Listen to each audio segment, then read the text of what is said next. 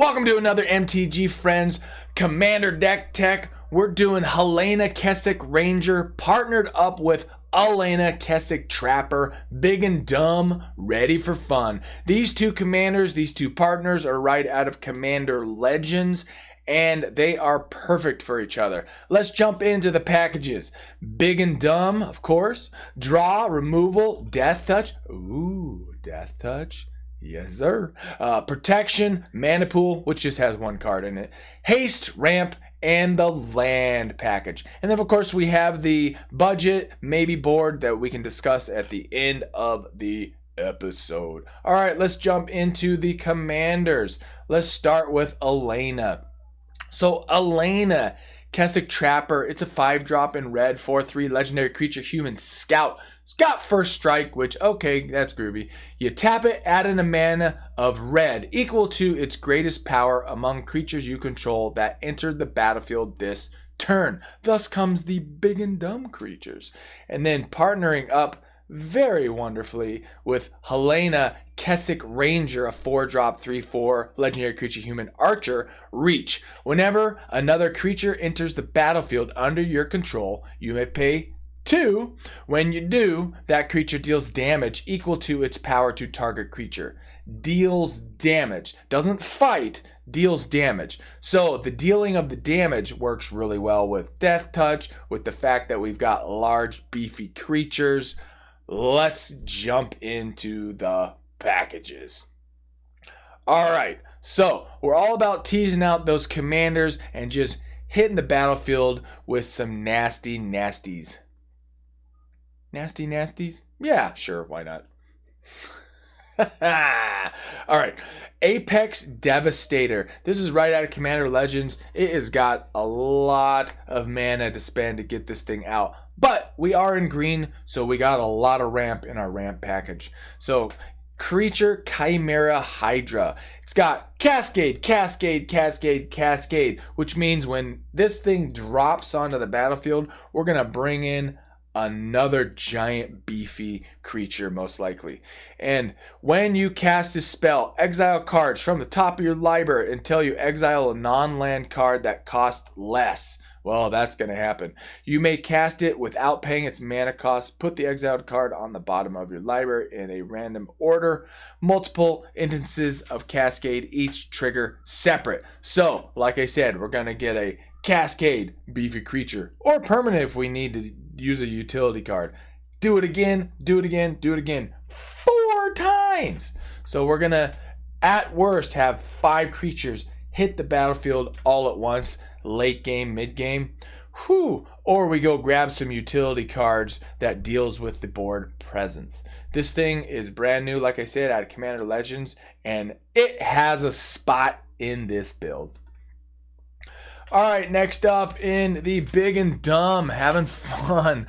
Well, Balefire Dragon is super fun for you, not fun for everybody else. It's a 7-drop, 6/6 dragon flyer. Whenever Balefire Dragon deals combat damage to a player, it deals that much damage to each creature that player controls.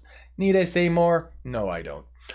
Craterhoof Behemoth. Oh, it is a behemoth. It's a 5 green creature beast with haste 5/5. When Craterhoof Behemoth enters the battlefield, creatures you control gain trample, which includes Behemoth, of course, and it gets +X until end of turn, where X is the number of creatures you control. So hopefully you got a pretty good board presence, and this smacks down and makes everybody go, oh. Can you do that with me? Dawnglade Regent. Ooh, almost said that wrong. This is also out of Commander Legends. Might as well keep things current with these big and dumbers. When Dawnglade Regent enters the battlefield, you become the Monarch. Yeah, we got a couple Monarch cards in here. As long as you're the Monarch, permanents you control have hexproof. So this is a dumb creature that's also giving you some protection. Me likey lot. Dragonlord Atarka. It is a Gruul Elder Dragon, legendary 7-drop, 8/8 flying trample. Holy smolies, it's got some shenanigans too. When Dragon Atarka enters the battlefield, it deals 5 damage divided as you choose among any number of target creatures and or planeswalkers your opponents control. Notice it says opponents, so you can be hitting all 3 of your opponents, assuming you're playing 3 other people. Elder Gargaroth. This is right out of the core set. Oh yeah, it's a newbie, and it's a fun one. It's a 5-drop 6/6, so it's got a nice power and toughness base. It's got vigilance, reach, and trample, and whenever it blocks or attacks, you create a 3/3 green beast token, or you gain life, or more importantly, and most importantly, you draw a card. Yes, which is the main reason this thing's in here. It's because it's a 5-drop, which is great, which has got a 6/6 body, and it's got a draw mechanic. Yeah, buddy. All right, Etali Primal Storm, 6-drop 6/6. Whenever Etali Primal Storm attacks, exile the top card of each player's library, so 3 cards. Then you may cast any number of spells from among those cards without paying their mana costs. Oh, this is a nasty card. And surprisingly, it's only like a $2 card, so yeah. Pick this one up if you don't have it. It just got reprinted in Jumpstart, but it's originally from Rivals of Ixalan. All right. Oh boy, if you're going to be playing beefy creatures, you definitely want to auto-include this nasty, nasty thing. Galta Primal Hunger. Yes, it's 12, 12, 12, but look at this. This spell costs X less to cast, where X is the total power of creatures you control. And it's got trample. So this thing could cost you as little as 2 green. Wow. And it's a 12/12. That's disgusting. And if you got your commander out, it's going to be smacking somebody else's creature for 12 damage. Yeah, boy. All right, Hellkite Tyrant. It's a 4 red 6/5 dragon with some super duper shenanigans. Flying trample. Whenever Hellkite Tyrant deals combat damage to a player, gain control of all, that's right, artifacts that player controls. At the beginning of your upkeep, if you control 20 or more artifacts, you win the game. So if you end up with 20 artifacts, bravo, bravo, bravo. Because this thing's going to have a serious target on its back as soon as you play it. All right, Ilharg the Razeboar. Just a wonderful way to tease out multiple creatures on a turn. It's from War of the Spark. It's 3 red, like I said, for 6/6 legendary creature, Boar God. Trample. Whenever Ilharg the Razorboar attacks, you may put a creature card from your hand onto the battlefield tapped and attacking. Return that creature to your hand at the beginning of the next end step. And when it gets whacked, you can put it 3rd from the top in your library if you so desire.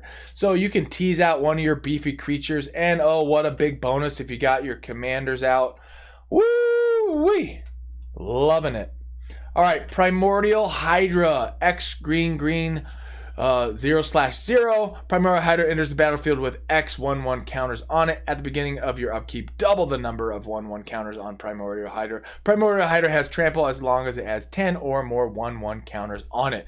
You would be surprised how easy it is to get 10 or more counters on this thing. And we're not even playing Proliferate. So, wonderful card for this kind of a build.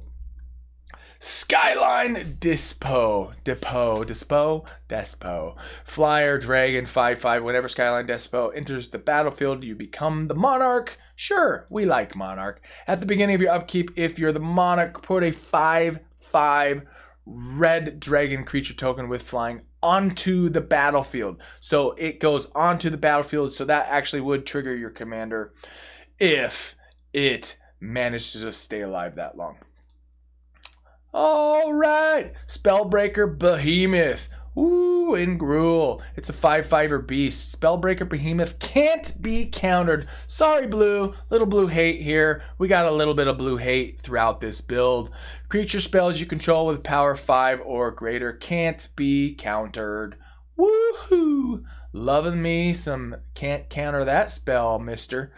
All right, Terror of the Peaks. It's a 5-drop 5/4 flying dragon. Spells your opponent cast that target Terror of Peaks costs an additional 3 life to cast. It's a commander, so that means absolutely nothing, really. And whenever another creature enters the battlefield under your control, Terror of the Peaks deals damage equal to that creature's power to any target. Oh boy. Loving this card, especially if we can get other creatures out. It's just causing damage to either their face or their creatures, the board. Good. Good. Had to do that twice. Alright, Xenagos, God of Revels. It's in Gruul. It's a 5-drop 6/5 indestructible god. Legendary enchantment. As long as your devotion to red and green is less than 7, it isn't a creature. At the beginning of combat on your turn, another target creature you control gains haste and gets +X/+X until end of turn, where X is that creature's power. Oh, so not only are your creatures already naturally beefy, if you have this thing out, you double them up and you give them haste, and oh, smacky smack to their smackdown. Woo, man. Oh, throwing down with Xenagos. Or is it Xenagos? Put in the comments which one you think it is. Alright, we're into the land package. Alright, so, budgetarily speaking, as we say in almost every single deck tech, land is the place where you can swap out the most. You don't have to be running all the fetch lands and the super expensive stuff. You can just put in other stuff that's least expensive. If you're not sure what to put in instead of some of the more expensive fetches, put in the comments, we'll answer it, or watch some of our other episodes where we tell you all about swaps. Ancient Tomb. Add 2 colorless mana to your mana pool. Ancient Tomb deals 2 damage to you. Groovy. Love it. Alright, Bala Ged Recovery. This is in here because we want to be able to grab some things out of our graveyard, and it's just a fantastic new card from Zendikar Rising. Return a card from your graveyard to your hand, and it's a modal land on the other side for 1 green mana, which is why it's in the land category. Castle Embereth. Why wouldn't you want to buff your dudes by +1? You would, and you should. There you go. Alright, Castle Garenbrig. And, of course, why wouldn't you want to spend 4 to get 6 green? Yes, sir. Love it. Alright, Cinder Glade. Dual land. Cinder Glade enters the battlefield tapped unless you control 2 or more basic lands, which you most likely will. Command Tower. Of course, you're going to run Command Tower. Cragcrown Pathway. This is another Zendikar Rising dual. Actually, technically, it's not a modal land. It's a dual land. So, it's in case you're not familiar with this, which you probably are, it's red or green in your hand, and then when you play it on the battlefield, you have to choose one or the other. Fantastic mana fixing. Exotic Orchard. You play color of your opponents. Forest, we're going to run 10. Grove of the Burn Willows. This is a great dual colored land for Gruul that you may or may not be familiar with. Back from Future Sight, it basically, you give your opponent 1 life. No biggie. Hey, 1 life in Commander? For dual? Yeah, absolutely.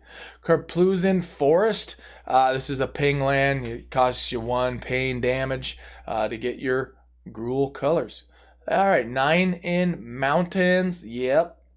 Rootbound Crag, another duel. Enters the battlefield tapped unless you control a mountain or a forest, which you absolutely will. Shatterskull Smashing, another one of those modal lands. Bolt land, we call it, because it'll cost you 3 damage to have it come in untapped for the mana portion of this. And then it also has deal X damage divided as you choose among up to 2 target creatures and or planeswalkers. If X is 6 or more, Shatterskull Smashing deals twice X damage divided as you choose among them instead. So when you play this, just make sure you do the math in your head so that you hit for enough damage and you don't accidentally leave one of their creatures out on the battlefield with like 1 life left. Do I mention this because I have made that mistake? Why, yes. Yes, I have made that mistake. Oh, silly me. Alright, Spire Garden. Another duel. This one is, unless you have 2 or more opponents, it comes in tapped. Well, you most likely will. Alrighty. All right, Taiga, the original dual land. You got it, run it. If you don't go spend the money just to go get this. Go get the other stuff and just put in one dual land that comes in tapped or another mountain. All right, turn Timber Symbiosis for green. Yes, in the land section, because this is another one of those bolt lands. Look at the top 7 cards of your library. You may put a creature card from among them onto the battlefield. If that card has converted mana cost 3 or less, it enters with 3+1/+1 counters on it. Put the rest on the bottom of your library in a random order. So we're most likely going to be fetching a creature that isn't going to get that +1/+1 in this build. But it's just great to have it as a land that is a bolt land on the other side, and then have this additional option to go fetch us a creature. Oh, buddy. All right, Woodland Foothills. It is pay 1 life, sack it, go fetch for a forest or mountain. Fetch land. All right, we are into the draw segment. So, drawing is, of course, important in Commander. And we start with Beast Whisperer for 4/2/3. Whenever you cast a creature spell, draw a card. And we got plenty of creatures in this build. We're running roughly 36-ish. And, that's right in the sweet spot of running a good amount of creatures. Eternal Witness. Why, yes. Doing what black does best. Going and grabbing a target card from the graveyard and bringing it back to your hand. An oldie but a goodie. Garruk's Uprising. A surprisingly very strong card from Core 21. It is just a fabulous card for draw in green. Garruk's Uprising. When Garruk's Uprising enters the battlefield, if you control a creature with power 4 or greater, which is very, very likely in this build, you draw a card. Creatures you control have trample. Oh, what an extra added awesome bonus. And whenever a creature with power 4 or greater enters the battlefield under your control, you draw that card. Love that, love that, love that.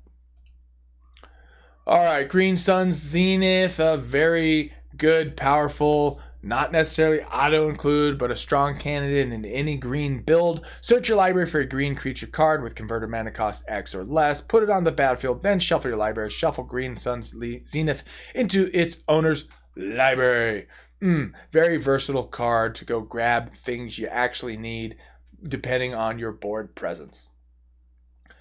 Jessica's Will is from Commander Legends, and it is interesting. Choose one. If you control Commander as you cast that spell, this spell, you may choose both. Add red for each card in target opponent's hand. Oh, ramp, love it. And exile the top 3 cards of your library. You may play them this turn. Just a great 3-drop that gives you lots and lots of stuff to do, especially with the adding 3 cards. I like that. Noxious Rival. I technically put it in draw because it could be considered draw mechanics, but it can also be some hate on your opponent. You can pay Phyrexian, put target card from a graveyard on top of its owner's library. So you can either go fetch something out of your graveyard that you need, depending on the circumstances, or you can get rid of something in your opponent's and make it go back to the top of its his or her library. So just a really solid utility card. Return of the Wild Speaker. Wow, if you're playing B for creatures, this thing is bananas great. Choose one. Draw cards equal to the greatest power among non-human creatures you control. Whew! Or non-human creatures you control get +3/+3 until end of turn. So most likely you're going to be utilizing Return of the Wild Speaker for that draw mechanic to get cards back into your hand so you got some fuel for the fire. Sword of Fire and Ice. Yes, I just felt like it needed that voice. Equipped creature gets +2/+2 and has protection from red and blue. I love that it's from protection of blue, because blue is going to cost you the most problems. Maybe black a little bit. When equipped creature deals combat damage to a player, Sword of Fire and Ice deals 2 damage to any target. And, most importantly, draw a card. Bueno. And, of course, the most brokety jankety jank draw mechanic for green, Sylvan Library. I'm sure you know what this is. I'm sure you know why you're playing it, but let's read it anyways for funsies to make this episode take even longer. Oh, crack myself up. At the beginning of your draw step, you may draw 2 additional cards. If you do, choose 2 cards in your hand drawn this turn. For each of those cards, pay 4 life or put the card on top of your library. Man, that's such a great card.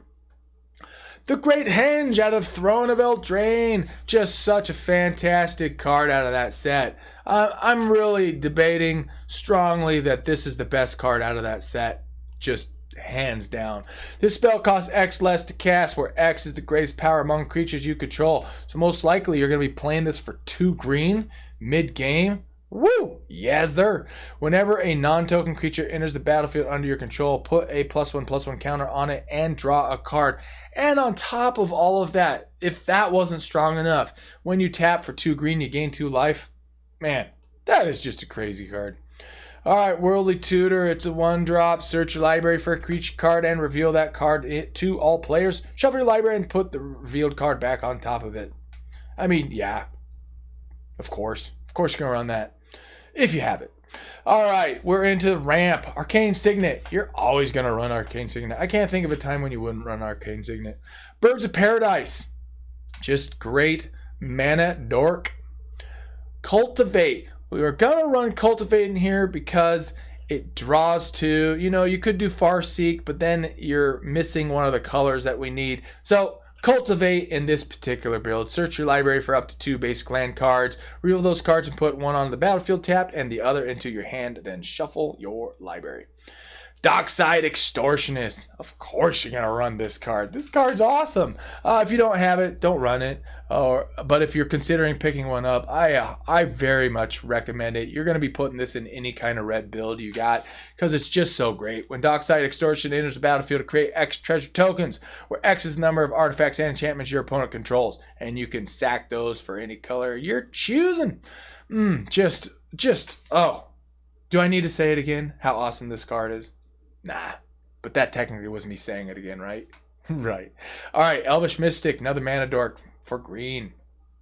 Grand Warlord Radha. Maybe a surprise to see this in the build, but it is Gruul. It's a legendary creature, elf warrior, haster. Whenever 1 or more creatures you control attacks, add that much mana in any combination of red and or green. I love that it's versatile. That lets you choose. That's so great. Till end of turn, you don't lose this mana as steps and phases end. Gruul Signet. Of course you're going to run this Signet. Alright, Klothys, God of Destiny. We put it in ramp because technically it does make mana for you, but it's got so much more that it does. It's indestructible, it's a god, and if you have Devotion 7, it becomes a creature. At the beginning of your pre-combat main phase, exile target cards from a graveyard. Card. Singular. If it was a land card, add red or green. So you got some choice there. Otherwise, you gain 2 life and it deals 2 damage to each opponent. So most likely you're going to be trying to get some mana after that. But you can also be just making sure you're hating on your opponent's graveyard. Fun had by all. Well, all being you. Kadama's Reach. It's a 3-drop, oldie but goodie. Search your library for up to 2 basic land cards. Reveal those cards and put one onto the battlefield. Tapped and the other into your hand. Then shuffle your library. Llanowar Elves, Mana Dork. Mana Crypt. As we say in like every single deck tech we do, if you got it, run it. If you don't, just put in something lesser. No big, no harm, no foul. It's all good. We understand. This is kind of a spendy card. You know, it's a soul ring that costs you nothing. Who wouldn't want a soul ring that costs you nothing? Well, I mean, it costs you 3 damage in life. But, you know, we're running Commander. Oracle of Moldiah for 4/2/2 Elf Shaman. You may play an additional land on each of your turns. Play with the top card of your library revealed. You may play lands from the top of your library. Also a strong, dare I say, auto-include in almost all green decks. Maybe not always, but boy, this is a serious consideration in almost every single green deck.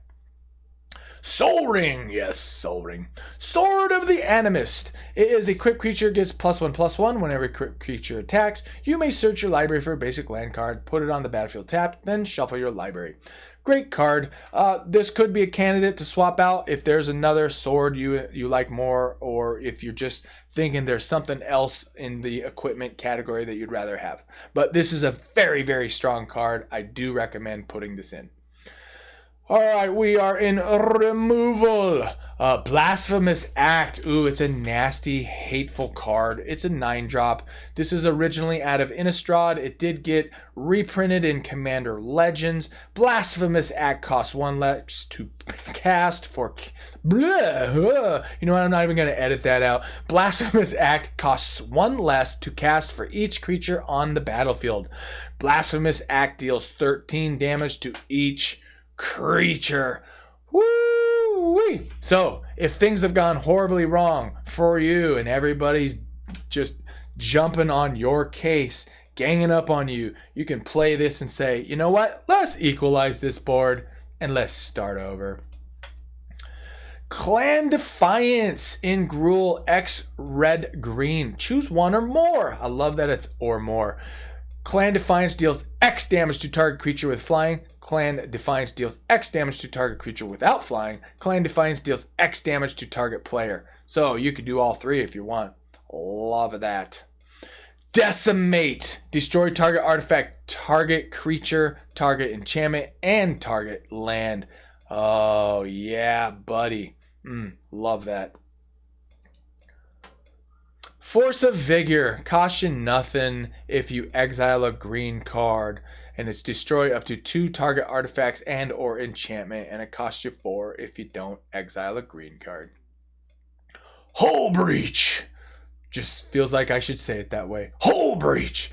Alright, red green. Choose 1. Destroy target artifact. Or destroy target enchantment. Or destroy target artifact and target enchantment. I really like the wording there. Oh, it's just, it's so interesting that you get that kind of versatility in this card. Krovax knows we're coming now, said a grinning Sisay. I just sent the predator crashing into his stronghold. What do you suppose which predator he's talking about? Or she? I don't know. All right, Crows and Grip. A little bit more blue hate here. It's got a 3-drop. It's an instant split second. So in case you're not familiar with split second, as long as this spell is on the stack, players can't cast spells or activate abilities that aren't mana abilities. Destroy target artifact or enchantment in the singular. Oh, just a great, great card that shuts down any kind of counter spell shenanigans. Leyline Tyrant. Since we're generating mana with our commander and a couple other cards, this just seemed like a great include. It is the Leyline Tyrant out of Zendikar Rising, 4-drop, 4/4. So it's already got decent stats just by itself. You don't lose unspent red mana as steps and phases end. When Leyline Tyrant dies, you may pay any amount of red. When you do, it deals that much damage to any target. Love this card, especially with the commander shenanigans going on in this build. Lovely.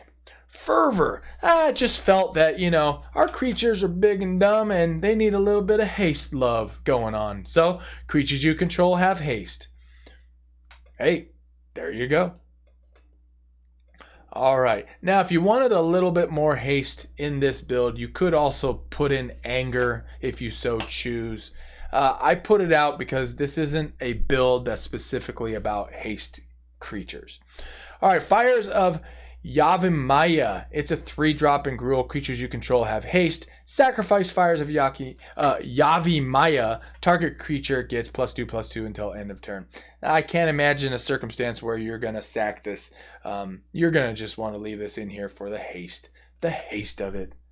Alright, we're in the Death Touch. Acidic Slime that has a bonus. Not only is it a Death Toucher, but when Acidic Slime enters the battlefield, destroy target artifact, enchantment, or land. Love the fact that it also says land. What a hateful, hateful card. God Eternal Ronas. 5-drop, 5/5. Legendary creature, zombie god with Death Touch. When it enters the battlefield, double the power of each each other creature you control until end of turn. Those creatures gain vigilance until end of turn. When God Eternal Ronos dies, it is put into exile from the battlefield. You may put it into its owner's library, third from the top. Oh, I finally got through that card. Oh man. Anyway, very cool. Just like the Boar God. Oakham Adversary. It's a 4-drop that gets even smaller depending. It's a 2/3er. This spell costs 2 less to cast if an opponent controls a green permanent. And it's got Death Touch. Ooh, but on top of all of that, when Oakham Adversary deals combat damage to a player, draw a card. This is such an amazing card. This is even run in competitive EDH. It's so good and so strong. Oran Frostfang. Oh, if you're worried that, oh, well, there's just not enough Death Touch going on. Oh, yes, there is. Attacking creatures you control have Death Touch. Whenever a creature you control deals combat damage to a player, draw a card. Boy, this thing is bananas cool. And it's a 2/6 body? Yeah, for surezies. And what's even crazier, this isn't even a legendary creature. Not that that is relevant in this particular episode, or Commander for that matter. Questing Beast. Now, this one is in here because it's got Vigilance, Death Touch, and Haste. And it can't be blocked by creatures with 2 or less. Oh, man. And then on top of that, combat damage that would be dealt by creatures you control can't be prevented. Ooh, and then wait, there's even more. Whenever Questing Beast deals combat damage to an opponent, it deals that much damage to target planeswalkers that player controls. Wow. Holy moly. This thing is just amazing from Throne of Eldraine. Now, you could definitely swap this out for some other big and dumb creature because it's technically not big and dumb because this thing has all sorts of cool stuff it's doing. So, but it's in here because it's got Death Touch and it synergizes really well with the Commander stuff going on. Ronhas the Indomitable. It's a 3-drop 5/5er that, if you got your Commander, at least your green Commander out, you could have it smack a mole one of the opponents with Death Touch. Yeah, buddy. Ronhas the Indomitable can't attack or block unless you control another creature with power 4 or greater, which is incredibly likely in this build. And for 3, another target creature gets +2/+0 and gains trample until end of turn. Now that trample right there, that is worth playing this card, just that part itself. But with its other mechanics, just a very strong card in this build. Wormcoil Engine. I don't know what voice I should be using for Wormcoil Engine. This thing is just so cool. Just got reprinted in Double Masters. It's had a few reprints, which is why it isn't super duper expensive right now. But it's just a spendy card because it's a 6-drop 6/6 Worm Death Touch Lifelinker. Oh my goodness, it's even got lifelink. It doesn't even need lifelink for it to be justified to be played, but it does. When Wormcoil Engine is put into a graveyard from the battlefield, put a 3/3 colorless worm artifact creature token with Death Touch and a 3/3 colorless worm artifact creature token with lifelink onto the battlefield. I wonder how long I could have gone. Probably longer, because my brain was like going, shut down. If you are still watching, which I hope you are, you need to put a comment in the comment section. Something funny. Please, something funny. Whatever. Deflecting Swat. This has got shenanigans all over it. And this starts our protection section. If you control a commander, you may cast this spell without paying its mana cost. I love 0-cost mana spells, don't you? You may choose new targets for target spell or ability. Oh man, that's just so fun. In red, mind you. Heroic Intervention. Oh, an auto-include in any green build. I dare you say it's not an auto-include. But now that I said that, you probably will. Permanents you control gain hexproof and indestructible until end of turn. And it did get a recent reprint, so it's not going to cost you an arm and a pinky and a foot and, a kneecap. Lightning Greaves. This is in here to do a little bit of protection from either one of our big dumb creatures, or more likely for one of your partnered up commanders. I specifically just put one of these because you're most likely gonna just need to be protecting one of your creatures or one of your partners at a time.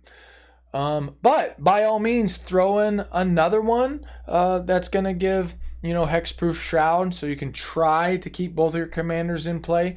But you got 3 other opponents. They're going to be messing with you pretty significantly. So it's probably a huge bonus if you got both commanders out for any length of time.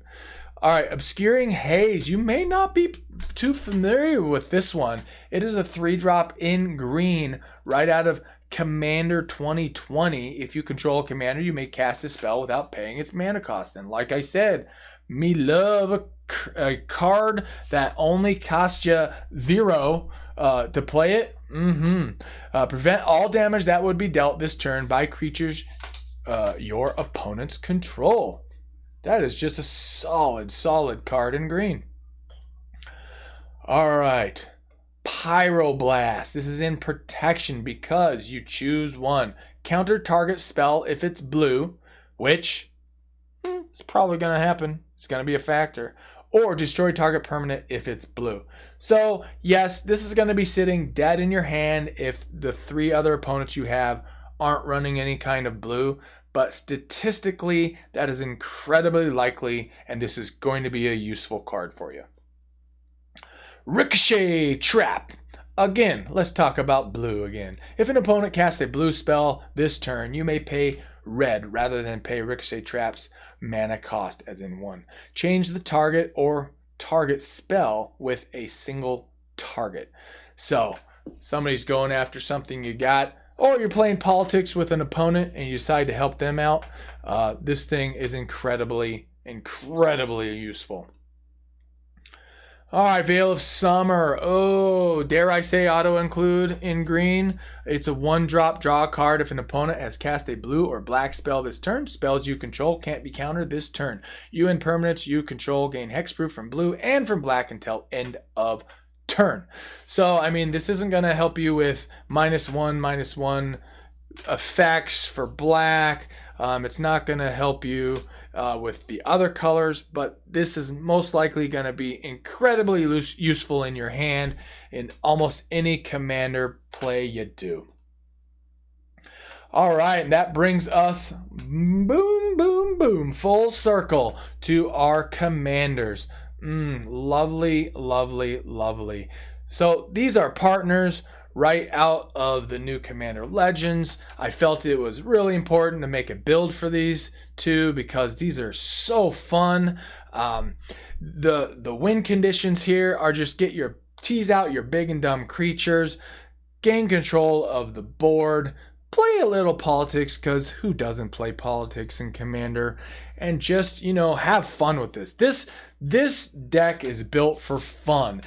Nobody's gonna hate on you because you're playing Halana partner deck, but once you start getting going, they're gonna realize, oh wow, I maybe should have been paying attention to you because your board presence is crazy now.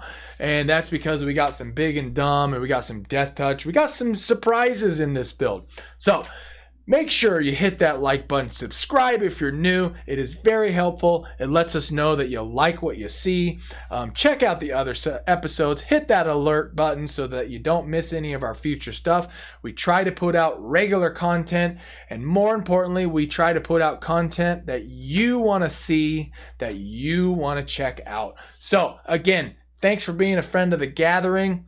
Don't forget to hit that subscribe if you're new. And hey, thanks for making it all the way to the end. I think I should give you like a special little merit badge for the attention deficit disorder that is throughout this nation and this world, that you actually made it this far. Kudos to you. And if you did make it this far, put it in the comments and I'm going to praise you for your diligence in the MTG world for Commander. Again, thanks for tuning in. Hope you had fun. And check out our other episodes.